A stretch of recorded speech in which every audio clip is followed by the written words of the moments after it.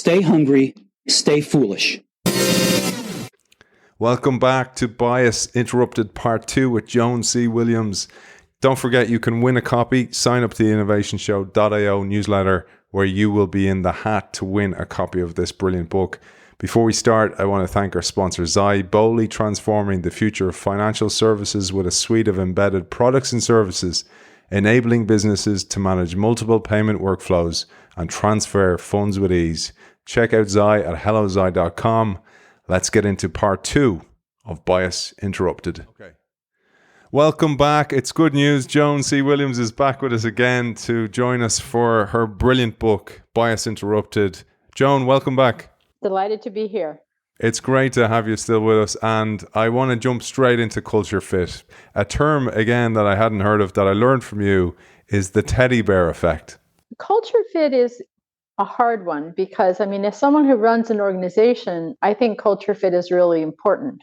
On the other hand, you need to define culture fit in terms of work dispositions and skills, not in terms of what I call the lunch test or the squash test. Would I like to have lunch with this person, or does this person play squash?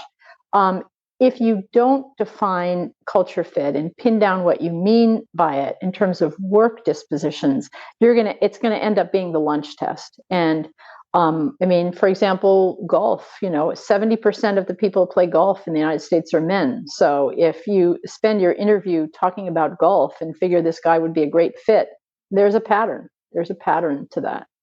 On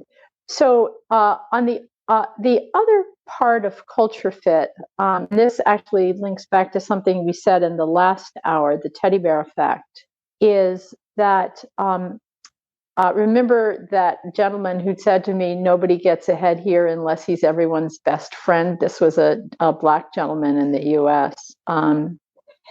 There's an amazing study by Robert Livingston, who, by the way, also has a great book on diversity and inclusion. And what Robert found, he did something so clever. He studied the photographs of CEOs, Black and white. And he found that white CEOs tend to look like a CEO from Central Casting, sort of square jaw, very mature looking face. But Black CEOs tended to be baby-faced and maybe a bit goofy, like President Obama, with the ears. And the reason he posited is that Black people need to send out signals that will make white people comfortable with them. And you can either do that by being everybody's best friend, or you can do that by having kind of a baby, unthreatening face. And so that's what's called the teddy bear effect. And it just shows you how deep this goes. And again, that's kind of a tightrope issue where unconsciously we sometimes feel that that being deferential for certain groups is the price of being seen as reasonable. And if you're not deferential, then you're intimidating. If you're a Black man, you're feisty. If you're a Latina in tech here in Silicon Valley, and if you're a white woman, God bless you, just a bitch. It's so true. It's so true. Somebody speaks up in a meeting and, they're considered that way. And as I said to you, Joan, I find the same in people in innovation. By their very nature, they're more rebellious. And they should be feel free and psychologically safe enough to speak up.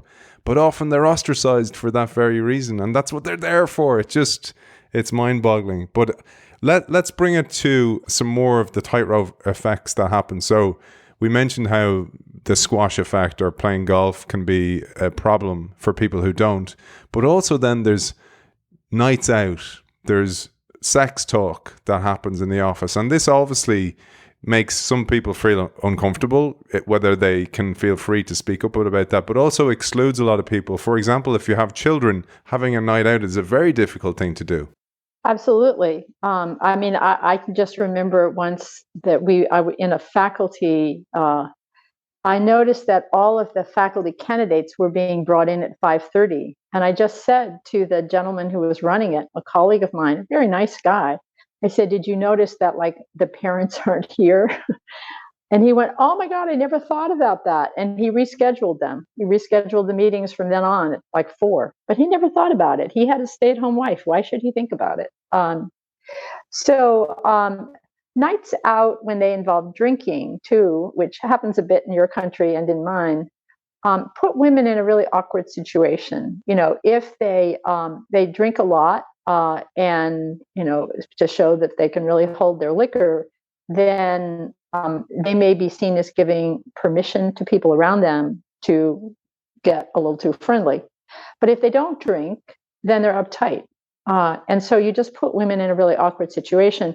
The same is true with sex talk, although there's another interesting element of that. There's a wonderful study by Jennifer Berdahl and co-authors that about sex talk at work. And this is just like sexual joking kind of things, not, gross things like groping. But they found that, first of all, virtually no women like sex talk at work, a very low percentage, not surprising. But what was surprising is that less than half of men like sex talk at work. It makes them feel uncomfortable too. And that even employees who said they enjoyed it showed poorer workplace outcomes, both in terms of personal mental health, depression, anxiety, and in terms of workplace effectiveness. So sex talk at work, fun or folly is the name of the article. And sad to say, it's folly. There's plenty of great places for sex talk. Work isn't one of them. Yeah, and again, as you say, people might not feel psychologically safe enough to pipe up and talk about it and call it out, or may not have a way to do it. That's the other thing. But let's bring it into, so beyond, say, women having problem in the workplace, there's also, I often think of the image of Gordon Gekko, this kind of dramatically, tough guy image. And many organizations have that tough guy image of, displays of peacocking or masculinity. And you say masculinity contest cultures enshrine a specific strand of peacocking as the coin of the realm. Researchers have identified 4 basic elements of such cultures which are correlated with each other and with organizational dysfunction. 1, show no weakness. 2, stamina and strength. 3, work devotion. And 4, worst of all possibly, is dog eat dog. Yeah, this is surgeons have a joke, never unsure, often wrong. That's work as a masculinity contest. And it's, as you can see from that quote, it's often very dysfunctional. So the dog eat dog, you're right, is, and we actually see a lot of this in politics in your country and mine as well, or at least in the UK. I'm not saying in Ireland, but that the idea that there's only one big dog here, and that's going to be me. That element of work as a masculinity contest, again, virtually no women can succeed, because if a woman tries to be a big dog, God forbid, she has a huge personality issue. But, most men are disadvantaged in dog eat dog atmospheres, because if there's only room for the biggest, most people aren't going to be it. So the strength and stamina and the work devotion in professional workplaces kind of cluster tightly together, because very often in professional workplaces, the way in a workplace as a masculinity contest culture, the way men show that they are the strongest, most virile people around is by staying up for 36 hours in a row. Like, I'm not tired. I can handle this. And that kind of workplace devotion, it's probably fine for low-level jobs, but it is not functional for jobs where you have to be creative, where you have to be sharp. So if you're focused, and a study of Silicon Valley, where this work devotion is wild, shows that men who are engaged in that kind of work devotion often are going around exhausted, and they don't delegate properly because the way to show that you are the mostest is just to be there all the time. And so it's what you're doing is extremely efficient signaling of masculinity and extremely inefficient work quality on the ground. Dog eat dog, work devotion, strength and stamina, show no weakness. That's the often wrong, never unsure. And there was actually a study of this is actually of guys on an oil platform where that had a really intense show no weakness so that you could never admit that you were unsure. And consequently, they had a high rate of industrial accidents. And so they actually had a comprehensive culture change initiative where the CEO showed weakness to the men and basically said, this is actually a form of strength to be able to admit you're unsure. And they changed the culture and the level of industrial accidents plummeted. It's awful, isn't it? I thought about that, and the origin of the word sincere. Sincere comes from the Spanish sincere, which means without wax. And the origin goes back to when sculptors used to create statues, and if they made a mistake, they'd hide the mistake with wax. And I thought about this, and I was like kind of going, it's incredible that if you don't share the mistake, you can't fix it in the future. You can't prevent it in the future, to your point there. And I also, speaking of origins of words, I love the fact that the word persona comes from the Greek for the masks that actors used to wear when you'd have one actor play multiple roles, like women couldn't act, for example, back then. And I thought about how that is what happens in the workplace with minority groups oftentimes, because you talk about covering. And you say here, covering means changing your appearance, behavior, and attitudes to fit into the mainstream. It means avoiding any behaviors that are stereotypical of working class people and not standing up to the casual classism of co-workers. A colleague unthinkingly describing a reality TV star, for example, as white trash, or a certain restaurant chain as redneck. People of colour have to cover a lot. First-generation professionals of colour may have to do it even more than first-gen white people. No matter what you are, covering is taxing, tiring, and isolating. I felt that in my heart. I felt so empathetic there. It reminded me, Joan, I don't know if you saw this. It's absolutely horrific. A show on Netflix called Them. And it's about a black family that moves into 1950s LA. It's an all-white neighborhood. I'll check it out. But their family call to them, the black family call, and they ignore them because they feel they have to fit into the white neighborhood. And I went, that happens in organizations to this very day.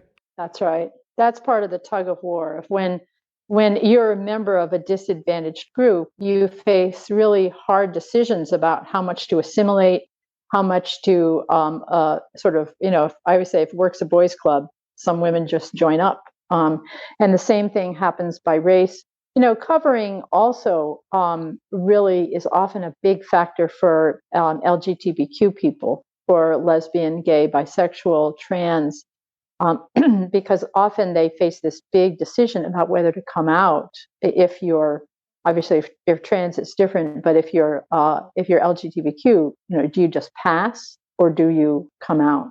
So covering is, in order to run an efficient organization, you kind of want people's cognitive resources to be spent on doing the work, just saying. And so requiring this kind of elaborate covering just doesn't make business sense. I thought of the story of Dorian Gray as well, where you're committing all these problems out in public, and then there's the portrait in the attic that's rotting away. Except if you're doing this, as you say, it's you rotting away on the inside. It's wrong. You feel terrible about it. You don't feel authentic, and as a result, it can make you very sick, I'm sure, and regretful about not being yourself and not being able to be yourself as well. And as you say, it's not the person's fault. It's the system that needs to change as well. But let's jump on to an interesting question you posed next, which is, can we make progress on DEI without getting all rigid and bureaucratic. This is a fear for a lot of people, is going, oh, not more rules, especially if you think, for example, a financial institution that's already heavily regulated, and now you're saying I need to bring in more rules. But you talk about this, and again, lots of solutions. It is true that if you hire, for example, just by calling up your old school friends and saying, like, who's really smart, that you do need more structure than that, or if you do performance associations by with basically a big box that says, how is this person doing? You do need more structure than that. But as we've talked about, you don't need a lot more structure. This is a business context. You're supposed to be hiring the best people. You're supposed to be promoting the best people. And in order to do that, you have to describe what the job requires in terms of competency and require a couple pieces of evidence. This doesn't necessarily take longer than looking at the blank box saying, how's this person doing? And so on, like, well, what should I mention? It actually can be because it's much more focused, it can be very efficient. But that level of structure is really, really important to interrupt, as we've talked about, prove it again bias. But you don't have to, for example, there's a lot of discussion in the US about the Rooney Rule, for example. And the Rooney Rule, which originated in the National Football League, was simply the rule that for coaching positions, you had to have at least one person of color, if I remember correctly. And actually, the National Football League is a little less excited about the Rooney Rule ever since they were sued by a black coach that said that it was a joke. That's the kind of rule. If it's working for your company, God bless, that's great. But that kind of rule, it just asks to be gamed. We'll throw this person in there and we'll ignore them. We'll never really interview them or never give them an offer, never take them seriously.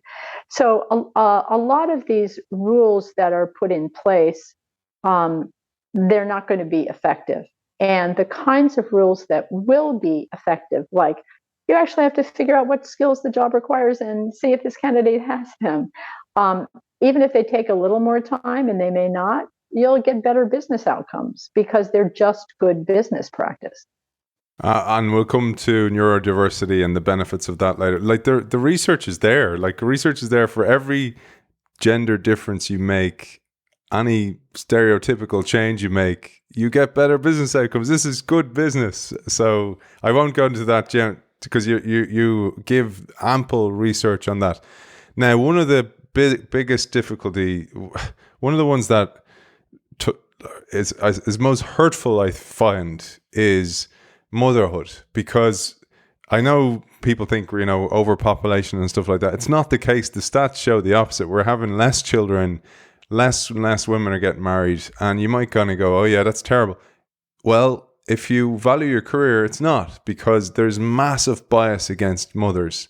And what Joan also shows is it's not just the mothers that choose to have, it's not just people who choose to have children. It also holds against those who don't, which is incredible as well. So Joan, I'd love you to unpack this. It's an uncomfortable subject, but one that needs to be brought into light.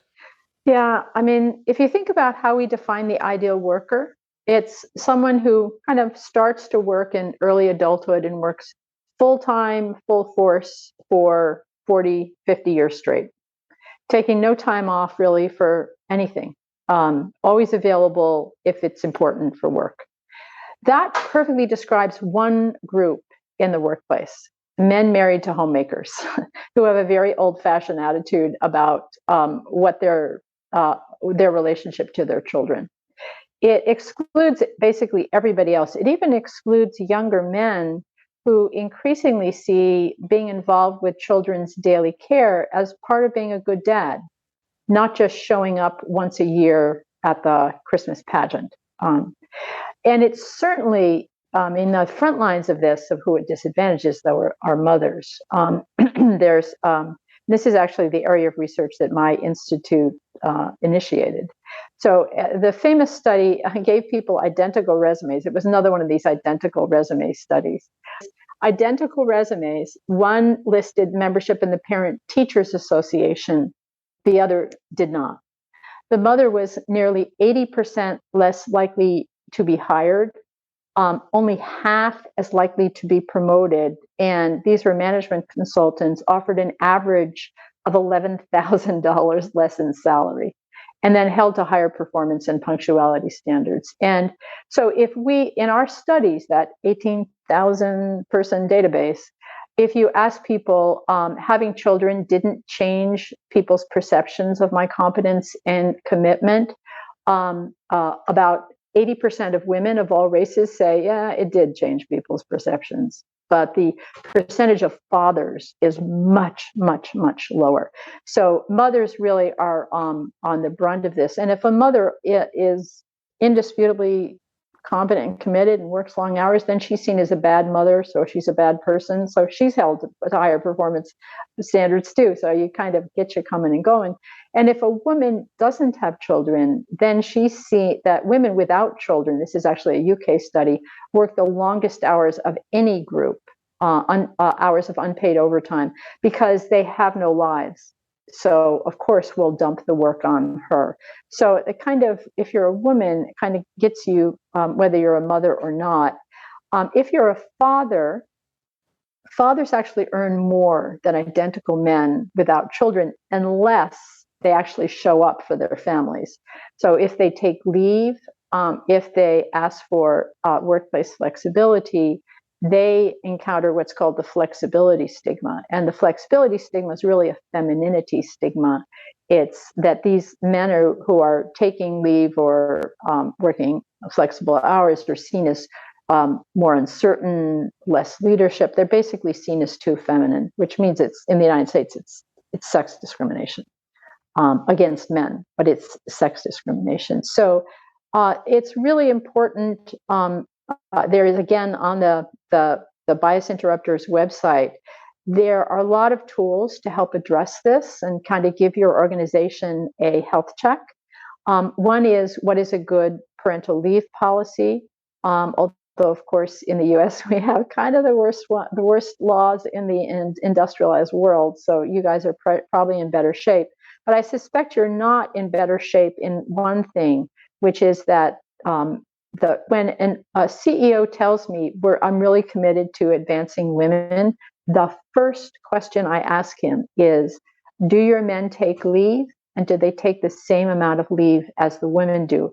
Because if that's not true, then the women are probably stigmatized for taking it, and the men are almost certainly encountering very strong pressures not to take it. Like, you have to show we hear all the time stories like this, that a young man goes in and says, I want to take my leave, to which I'm legally entitled. And the older man says, I would think about that. You have to be in it to win it. And if you're not, and if you show you're not, it's going to have permanent effects. And as I always say in the US, that one sentence is a violation of 2 federal laws, but not to say that it doesn't happen all the time. And another one you mentioned, and I've experienced this. So when I retired from professional sports, I started off as an intern, Joan, because you're 31, you're starting off brand new career, retired sports is gone, and I coached in the interim. That was my kind of interim piece, my crossfade across both of those different industries. And I did 3 years, so I'd signed up to do 3 years, and then I said I was going to stop. And I got this backlash from certain people, and it was because they were like, why? You're doing great. And I was like, kind of going, no, but I haven't seen my newborn child very much in the last 2 years, and he's growing up, and I want to be there. And there was this kind of incredulity look on people's face, kind of looking at me as if I was mad, and kind of going, well, you got to work. And I was like, I know, but I can work and I can still be there.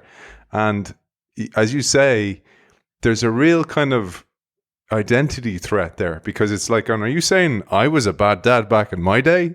And I'm going to go, myself, I'm kind of going, well, times have changed a little bit. And this happens all the time, because it also happens between women who choose career over not choosing career and choose the children, they're also seen as less committed. It's true.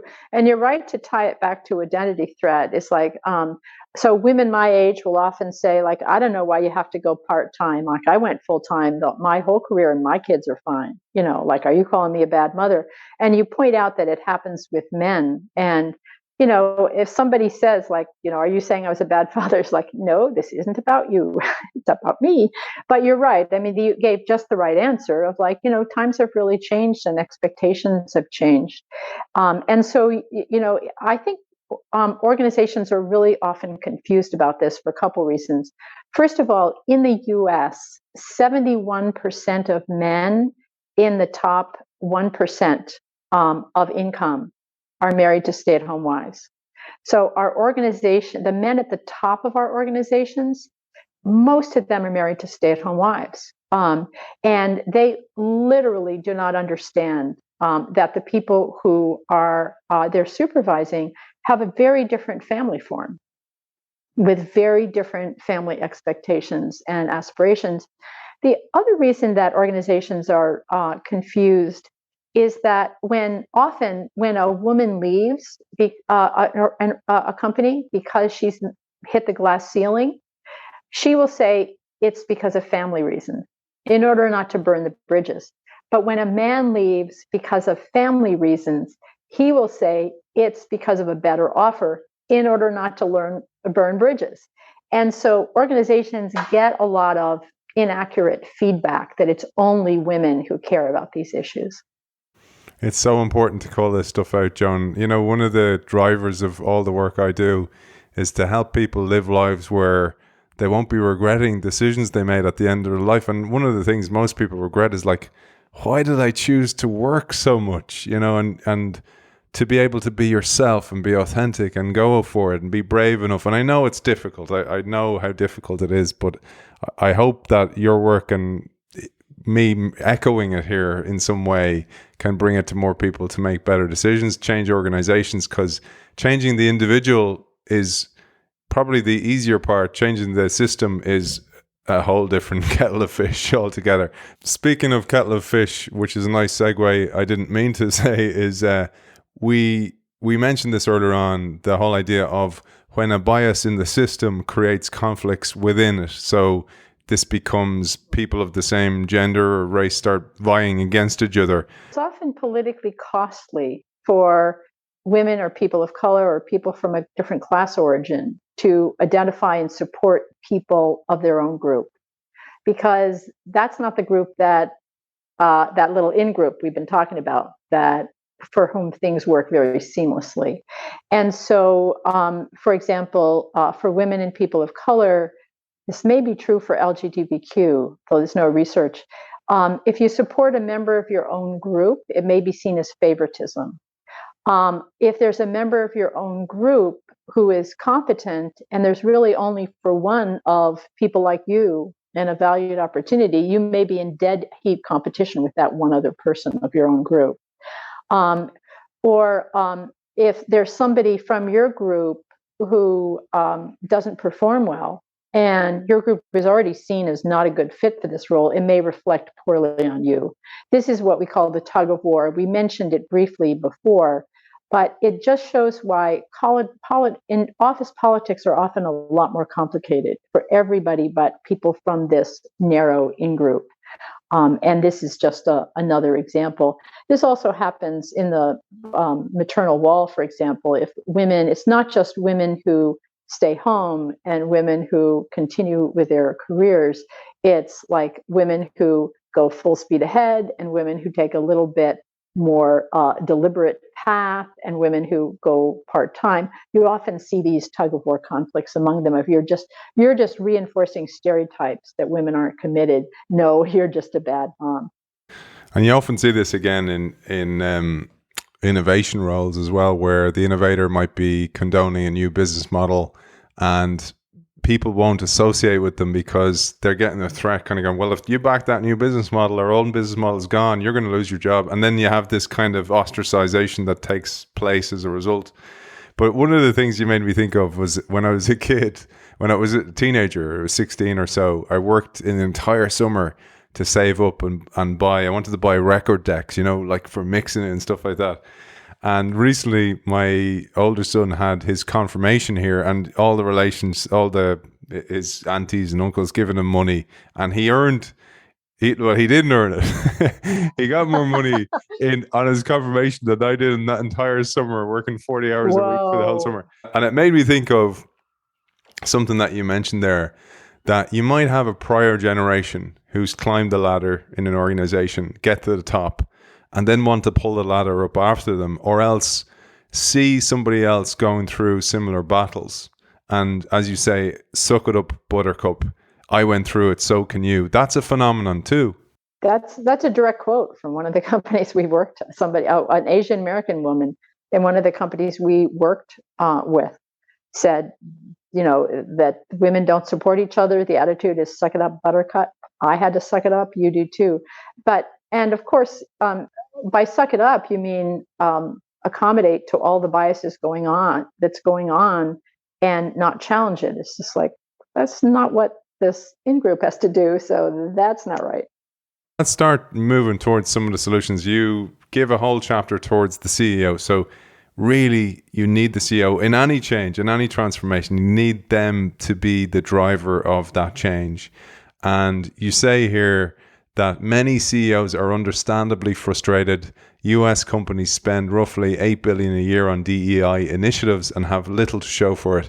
Those that idealistically posted their diversity metrics online are now publicly embarrassed by their lack of progress. Here's the bottom line, you say. Your business systems and climate reflect the people you've already hired. So if you want to replicate that workforce in the future, keep doing what you're already doing. I let you riff on this, Joan, and bring this chapter to life. One message for the CEO is that you can't just hire a head of DEI and give that person a budget for programming and think that you've solved the problem, because you haven't. You can't just have employee resource groups, although they're very important, and give them some money for programming and think you've solved the problem.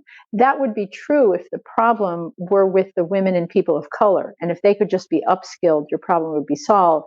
But as we've talked about now, that isn't the problem. The problem is with the business systems that have these subtle forms of bias constantly playing out.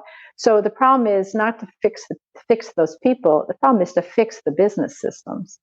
And so you need to, if you hire a head of diversity and inclusion, that person needs authority to change the business systems in a way that will interrupt bias, not just put on, National Diversity Day programming, which, is, again, that's not a bad thing. But it's just not an organizational change tool. It just isn't. The other thing that is extremely important is going back to what I identified up at the top as the single most important finding, which is that 80 to 90% of white men say they have fair access to career enhancing assignments, but much, much, much, much, much lower of any other group. For example, among architects in the United States, 88% of white men say they have fair access to develop design ideas, talk about innovation. But the percentage for women and people of color was, a lot lower.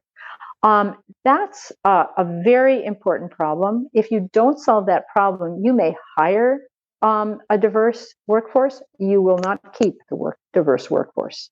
And it won't be because the women have children and their priorities change. It will because they've hit the glass ceiling and they're good and tired of it. In order to solve that problem of who gets access to the glamour work and who gets kind of stuck with the back office work, what we call the office housework, that initiative has to come from the CEO, because even if your head of diversity and inclusion has authority to change recruiting, hiring, interviews, performance evaluations, all the rest of that, it's very unlikely that person will have the authority to change managers' ability to channel the good work to whomever they see fit. For that, you have to have the CEO weighing in. You have to, first of all, as we haven't talked a lot about metrics, but you have to count. You have to see who's getting the good work. And if you are not keeping track of who is getting those career enhancing assignments, I will hazard a very well-informed guess as to which group is getting it. So you have to count, and then you have to train people that this is a very, very common pattern of bias, that some people are seen as kind of worker bees, where some people are seen as leadership materials that you have to train, leadership material who you have to train for a higher position. So the CEO has to there's a number of different ways to handle this, and the book details them, but the CEO has to get directly involved, or else you're just going to be spending a lot of money to keep hiring women and people of color and see them walking out the door. And the same may be true with respect to age, with respect to LGBTQ, with respect to disability or other or social class. Joan, you mentioned houseworking there, and I want to throw the gauntlet out to our audience. So if you're the one doing this, you're not going to like this. If you're not, think about a meeting you've had in person. Who cleans up after the meeting? Who takes notes at the meeting? If there's coffee cups in the sink at the end of the day, who takes care of that in your organization? Think about it for a sec. Is it you? Do you show an example to younger people in the organization if it isn't you? These all have dramatic effects on how an organization sees the world and perceives how it should be run in the future. Joan, this is something that's hugely important but often overlooked. This is actually what my the daughter, who is, as we speak, having a baby, coined the term "doing the office housework" in a book that we co-wrote, called "What Works for Women at Work." And on our workplace experiences survey, women of all, who does the office housework? Women of all races do the office housework. And this can be who finds a time to meet, in addition to the examples that you gave. We run a leadership academy, my institute does, here in San Francisco, and every year I ask how many people here planned an office party, and like 70% of the women say yes. When I ask it in mixed audiences, like, maybe one man has. That's another form of the office housework. Also, mentoring, running the diversity program. If those actually don't help your career progress and are undervalued, that's important work, but it also can be office housework. And then in every industry, there are certain tasks that are seen as not promotable, and certain tasks that are promotable, and that varies from industry to industry, but what never varies is that women are seen as having a taste and talent for the non-promotable work. And so this is really easy to find out. We have a free open access survey that you can just send around to your company or your group and find out who's doing the office housework. And the reason it's important is, number one, it affects the culture, as you mentioned. Number two, it means that if women actually want to do some of the work that gets them access to promotions, they literally have to work longer hours than the men, because the men aren't doing this dreck. And it also may undercut the perceived authority of an individual woman if she does it. But if she turns it down, she may be seen as difficult, a prima donna. So you back to the tightrope again. Chapter 12 really goes into the how. So we've talked about the issues. We've touched on some of the how to do this, how to change an organization, how to make effective change. But chapter 12 really goes deep into this. And I pulled out just one quote that maybe you might expand on. You said, often we hear from managers that they keep going to the same few people with new work because those are the only people with the skill sets or the networks to get the job done. That's an admission that those managers are putting your company in a vulnerable position. If only a small circle of people have crucial, firm, specific human capital, remember, they could walk out the door tomorrow. So it's good management to insist that managers develop a broader pool of talent.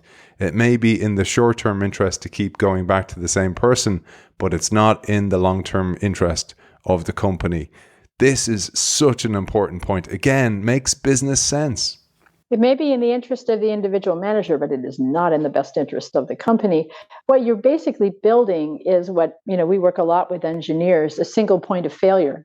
So if one person leaves, the company has to scramble then to try to find somebody, train them. Meanwhile, they have nobody to do the function. And so it's just another example of how everything we've talked about throughout the whole time we've been talking just makes basic business sense. So if you have a manager that says, "Oh, the only reason I keep giving this great, this promotable task, the task that leads to promotion to this one guy is that he's the one who has the skills," you're actually admitting that you're not managing with the best interests of the company taken to heart, because the one guy could leave tomorrow, could leave next week, and then where are you? So when we work with companies on access to opportunities interventions, and we're now launching another one, it's very simple. The first thing you do is you sit down with a group of savvy managers and you make a typology, make a rubric of like, what are the high value tasks here? And then you just have your managers keep track for a few months of who's getting them. Just doing that may well help solve the problem as they see who's getting them. And actually, we're now seeking funding to do something that we did with one company, which was really cool.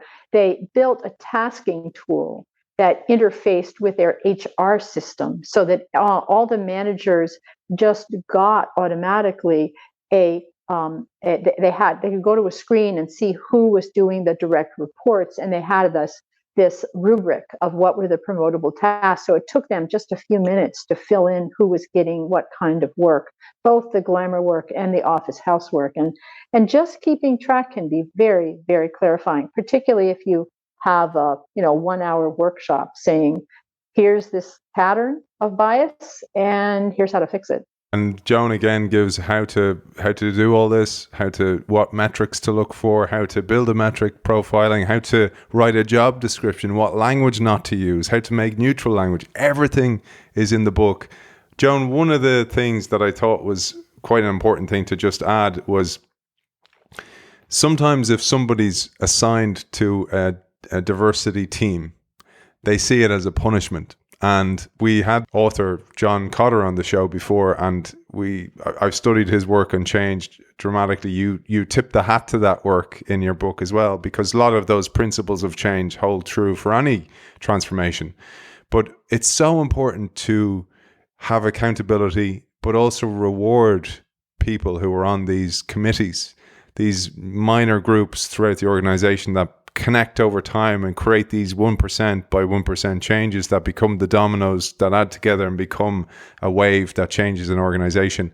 I thought maybe as a final message would share how a CEO or a leadership team can do that and how they can incentivize and reward these people that are on these teams, because oftentimes a CEO doesn't even know where to start from that respect. Yeah, again, I'm right here in the center of Silicon Valley. I can't tell you the number of women in tech I've talked to who get handed the DEI function or even all of HR. And then when performance evaluation comes around, they're the only metrics that matter are how they performed in their real job. That's actually called not valuing diversity and inclusion, not valuing diversity and inclusion. Either this is important as a business mandate, in which case it should be part of someone's job and part of what they're evaluated on, or it's not important. Very, very often, this is treated as, well, you can do this on top of everything else you're doing. And then it doesn't really, that is actually a way to drag the careers down of the people who are doing it, because again, you've turned it into the office housework, And either they do the office housework and then they also do all of the other promotable tasks that they need to do to get promotion, in which case they literally have to work harder than anyone else. Or they don't do the promotable work, in which case they may have a positive effect on your company with one basic drawback. They will leave. And they will leave grumpy. You'll see it on all these sites that you don't want to see your company on. So if you do think this is important work, and this includes not only diversity work, but also things like mentoring and running a summer program. If these are important work, they should be part of someone's job and they should be treated as promotable tasks. If something is not important and it's not going to lead to promotion, maybe you should consider not doing it. Or saying, we have a certain amount of this direct work, let's figure out a logical way to share it, rather than just letting it fall by default, in which case I guarantee you it will fall onto the women. It happened to me actually, Joan, where I worked in a role of head of innovation and I was handed on the DEI role and I saw it as a huge bonus. I was like, this is great. And everybody else saw it as, oh my God, I can't believe he's taken the poison chalice. But for me, this is our last message, because I think this is so important. And this is why it's so important for innovation as well, is I saw it as this chance to harness a neurodiverse group of people. Because I saw everybody as brains rather than color or gender, or sex, whatever it was. It was just different brains that could collaborate together and bring out more brilliant ideas. And this is such an important part. And you mentioned this in the book as well. Neurodiversity is a huge outcome of this work. It is, because that's just another way in which people bring different life experiences, different skill sets, different dispositions. And, business is not about the solitary genius. Business is teamwork.